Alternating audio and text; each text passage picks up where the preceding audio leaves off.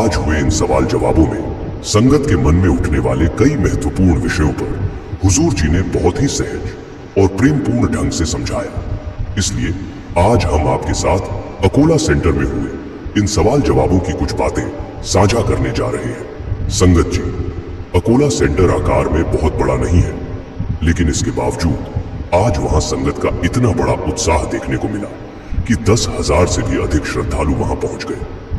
इतनी बड़ी संख्या में संगत का पहुंचना अपने आप में गुरु के प्रति प्रेम और श्रद्धा को दर्शाता है।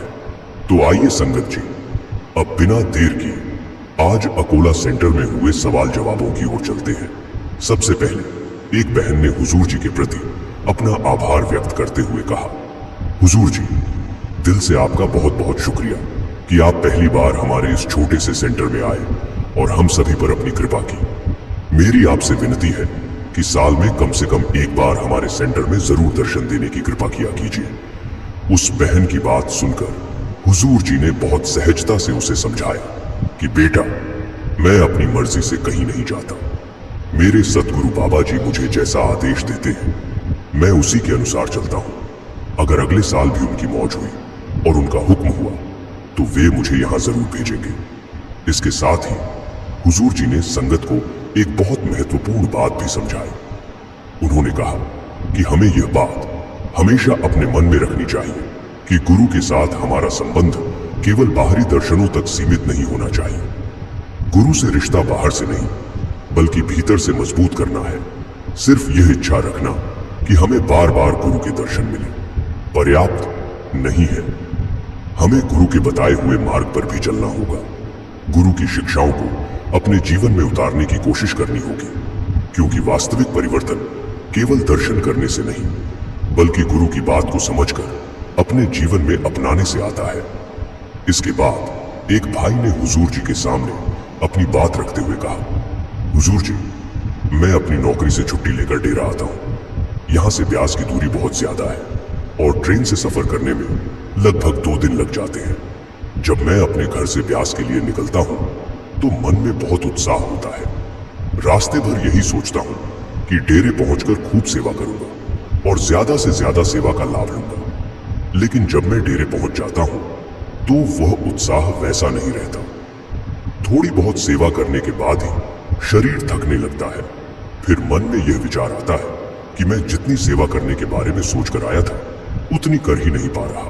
भाई की बात सुनने के बाद हुजूर जी ने उसे बहुत ही प्रेम और सरलता से समझाया।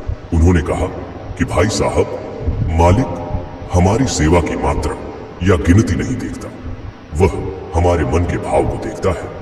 हमारे भीतर सेवा के प्रति कितनी सच्चाई और प्रेम है, यह अधिक महत्वपूर्ण है।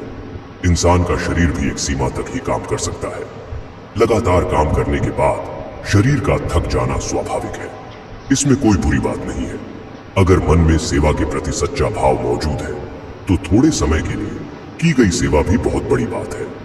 हुजूर जी ने यह भी समझाया कि सेवा करते समय हमें उसकी गिनती नहीं करनी चाहिए। हमें यह नहीं सोचना चाहिए कि मैंने कितने घंटे सेवा की, किसी दूसरे व्यक्ति ने कितनी सेवा की, या वह हमसे ज्यादा सेवा करके आगे निकल गया। हमें दूसरों से अपनी तुलना भी नहीं करनी चाहिए। अगर कोई व्यक्ति हमसे अधिक सेवा कर पा रहा है तो यह उसकी क्षमता और परिस्थिति के अनुसार है। हमें अपनी स्थिति और अपने शरीर की क्षमता को समझते हुए सेवा करनी चाहिए। सेवा करनी है, लेकिन अपने शरीर का ध्यान रखते हुए।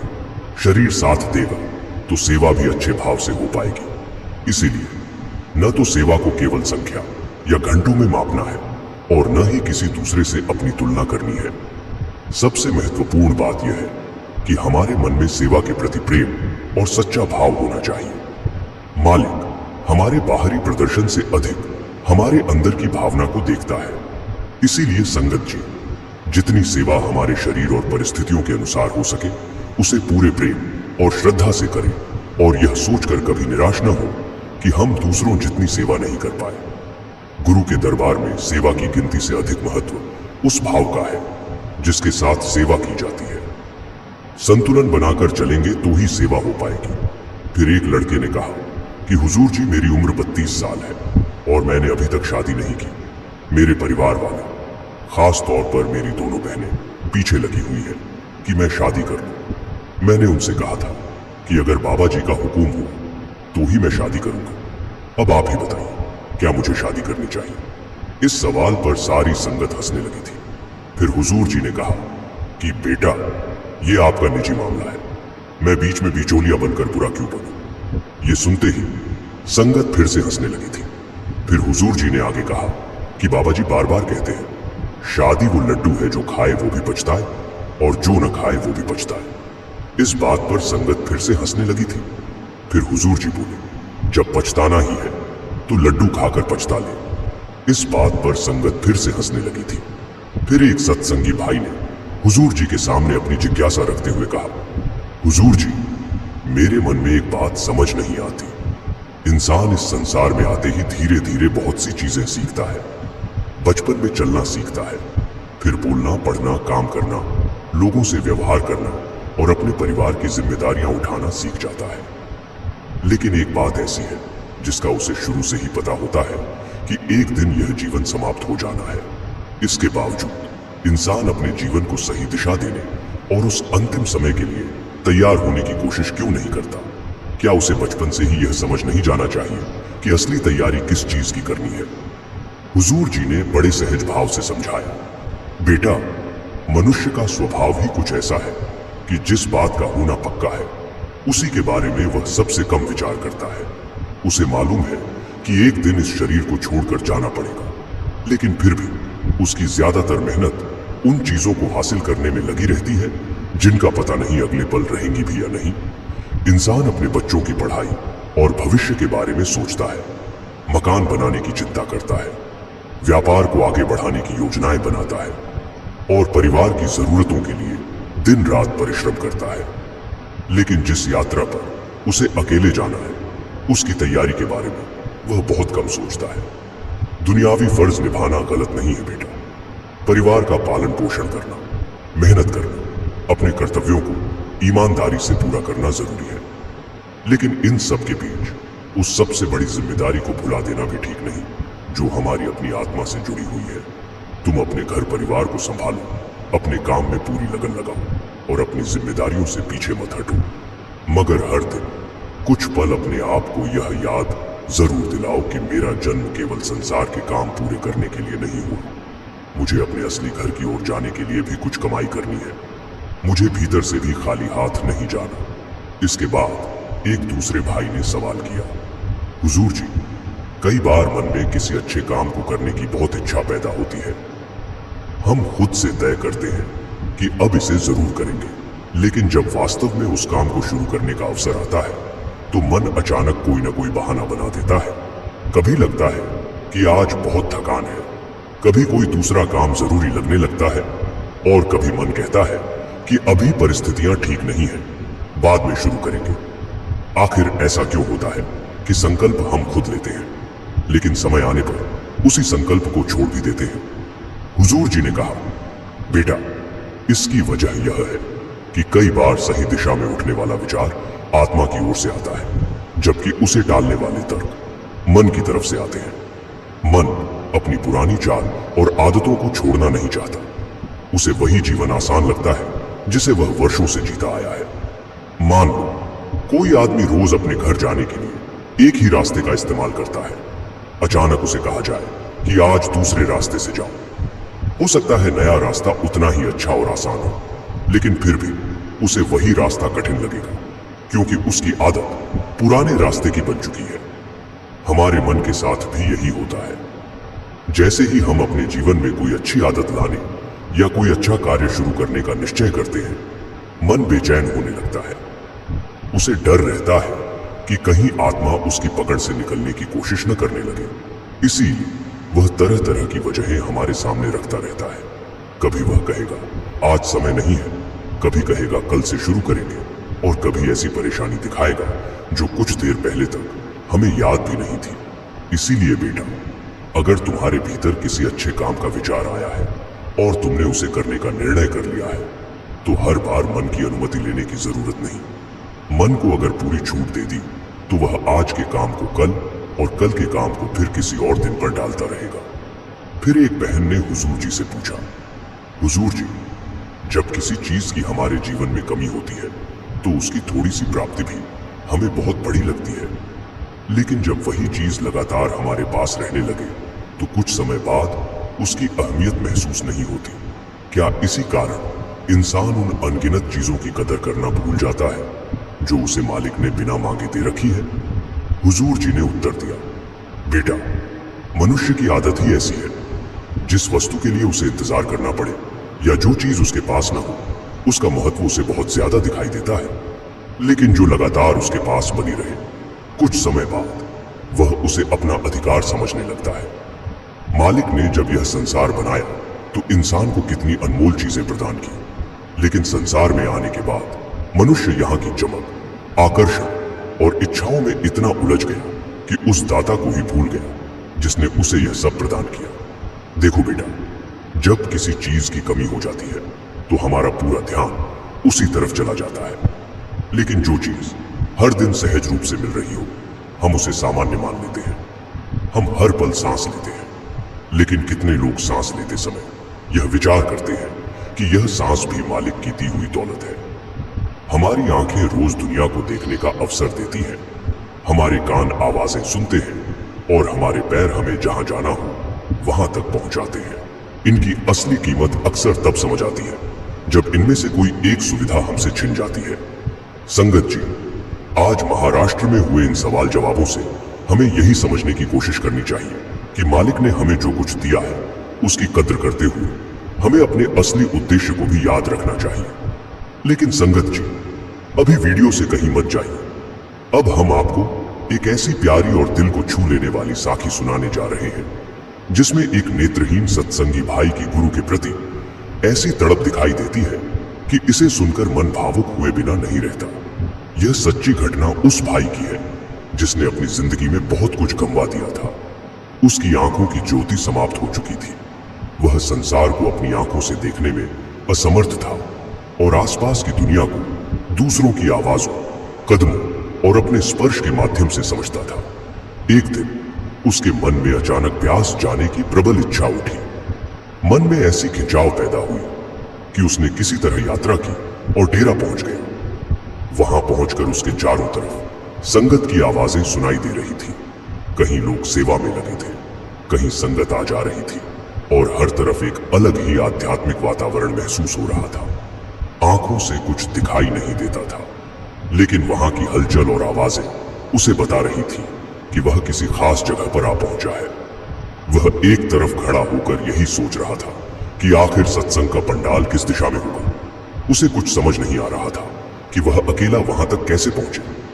उसी समय एक सेवादार की नजर उस भाई पर पड़ी। वह उसके पास गया और बड़े प्यार से बोला, भाई जी, लगता है आपको किसी सहायता की जरूरत है। उस भाई ने कहा, जी भाई साहब, मैं देख नहीं सकता। मैं यहाँ सत्संग सुनने की इच्छा लेकर आया हूँ। अगर आप मुझे पंडाल तक पहुंचा दें तो आपकी बहुत कृपा होगी। सेवादार ने बिना देर किए उसका हाथ थामा, उसे सहारा दिया और पंडाल के भीतर ले गया। वहां संगत के बीच उसे आराम से बैठा दिया ताकि वह शांति से सत्संग सुन सके। कुछ समय बाद सत्संग आरंभ हो गया। वह भाई बिल्कुल स्थिर होकर बैठा रहा। उसकी आंखें भले ही बंद थीं, लेकिन उसके कान पूरी तरह सत्संग की ओर लगे हुए थे। वह एक एक शब्द को इतनी गहराई से ग्रहण कर रहा था जैसे कोई बहुत समय से प्यासा इंसान पानी मिलने पर उसकी हर बूंद को संभाल कर पीता है।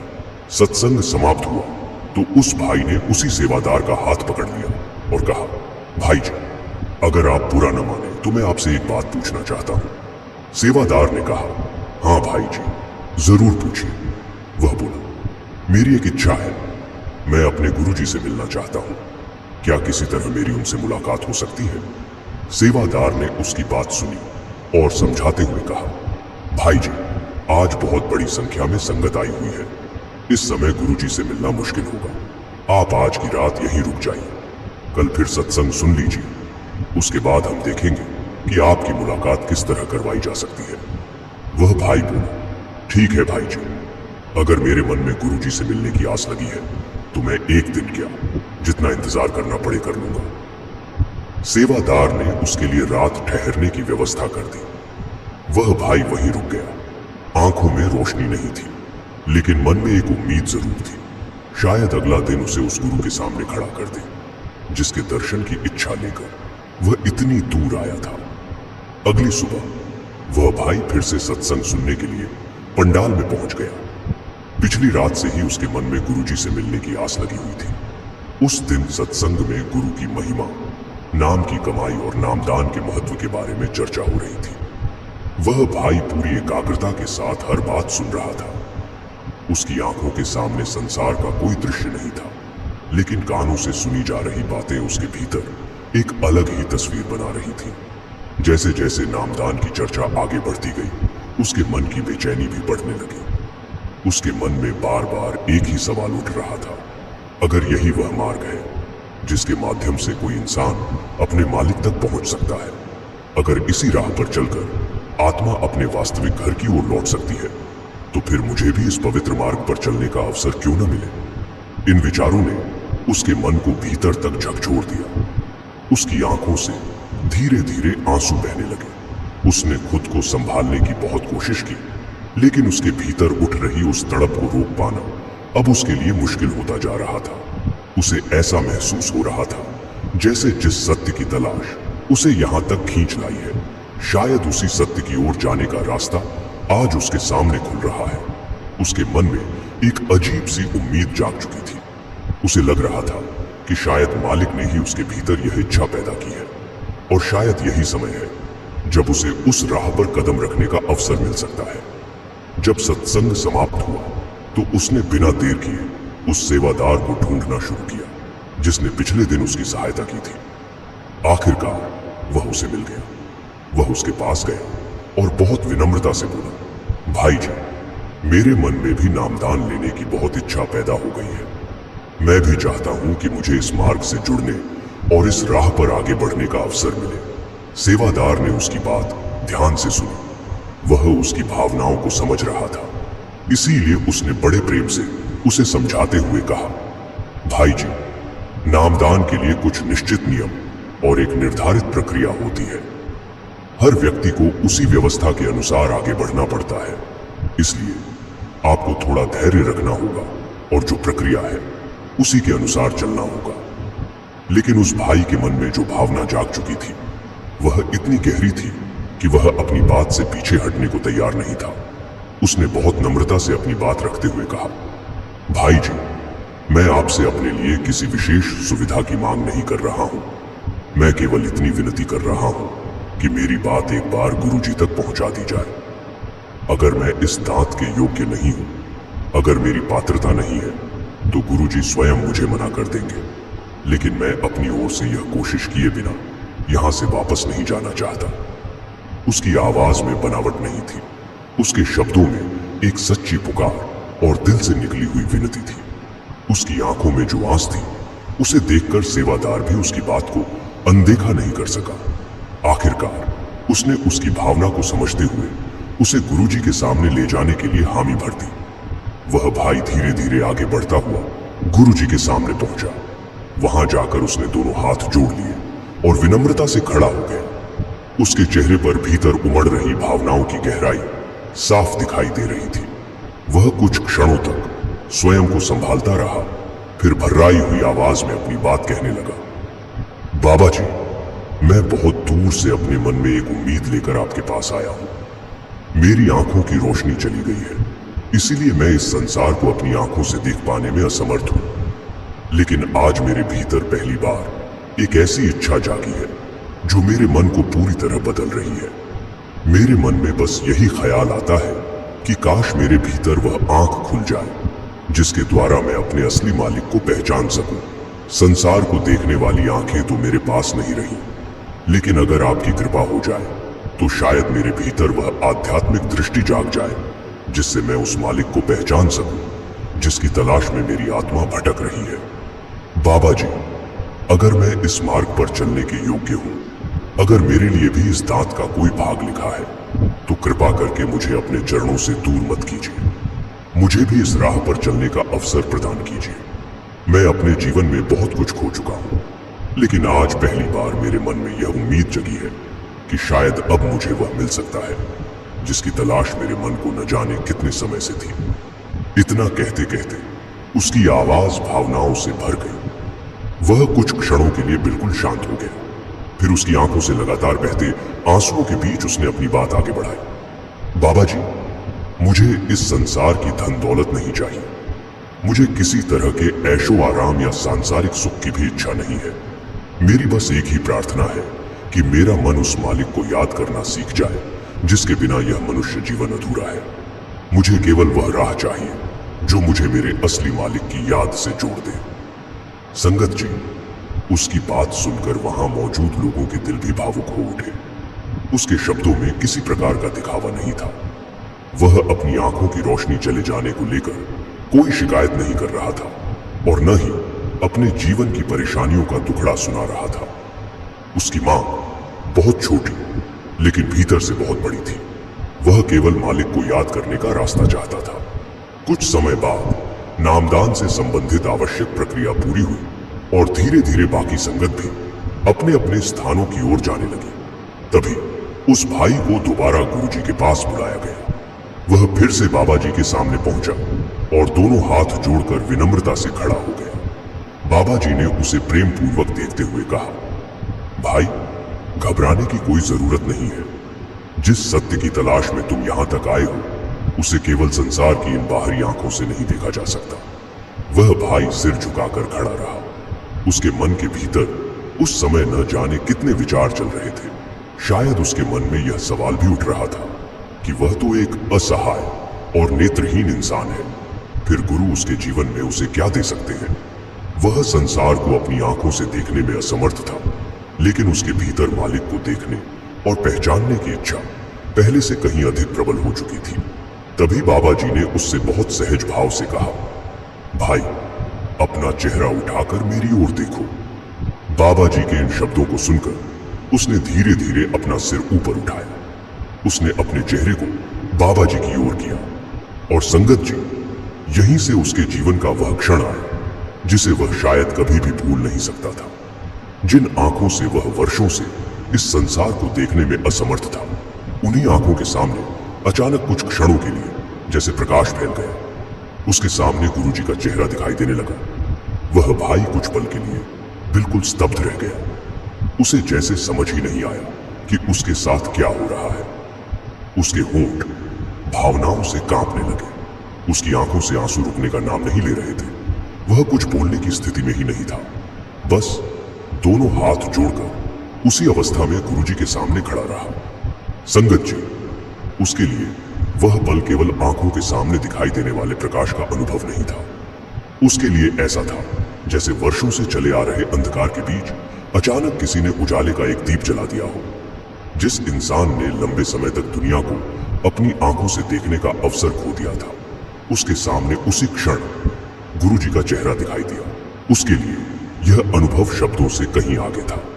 उसके भीतर जो भाव उठ रहे थे, उन्हें वह स्वयं भी पूरी तरह व्यक्त नहीं कर पा रहा था। कुछ क्षणों के बाद उसकी आंखें फिर पहले जैसी अवस्था में लौट आईं और वह दोबारा बाहरी संसार को देखने में असमर्थ हो गया।